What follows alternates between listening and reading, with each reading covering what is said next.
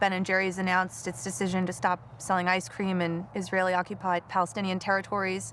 Were you surprised by the backlash that came after that? No, I wasn't surprised. And yet, when it happens, it's still painful. You have some loyal customers who think that the move is anti-Semitic. You're both Jewish men. How did it feel personally to be wrapped up in accusations of being anti-Semitic? Totally fine. For some reason, I think Jerry's answer is going to be different. It's absurd. I mean, no. I mean, what? I'm anti-Jewish? I mean, I'm a Jew.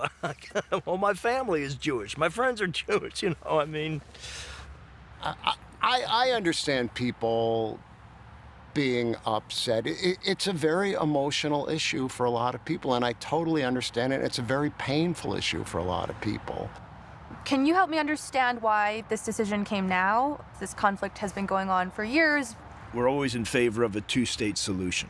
The policy of the Israeli government has been to endorse these settlements in the occupied territories that keep on making it harder and harder to actually have a two-state solution. In what way do you both feel that, withholding money or taking money from somewhere is a way to hold someone accountable? Well, in terms of Israel, I don't view it as withholding money. It's just saying we don't want our ice cream sold in the occupied territories. Right. But that affects the economy to an extent. Not much. I mean, it's a drop in the bucket. So then is that really a big stand? It's not a financial stance, it's a policy stance. Ben & Jerry's publicly supported Occupy Wall Street, Black Lives Matter, but over the years, the company continues to sell more ice cream and thrive. But there's also new reporting that shows that states are taking financial action. Arizona is divesting over $140 million in Unilever stock. New Jersey, $180 million. Do you care about that? I do care because I think it's largely based on misinformation. What do you mean?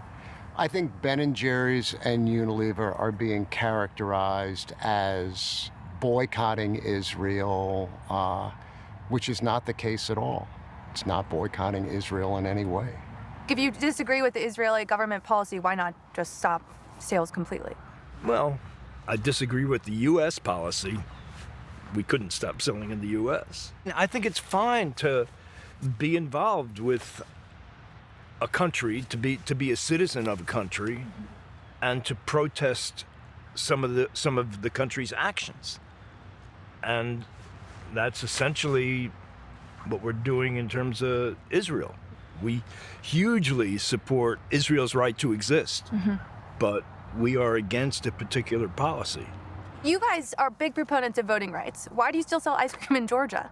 Texas, abortion bans. Why are you still selling there?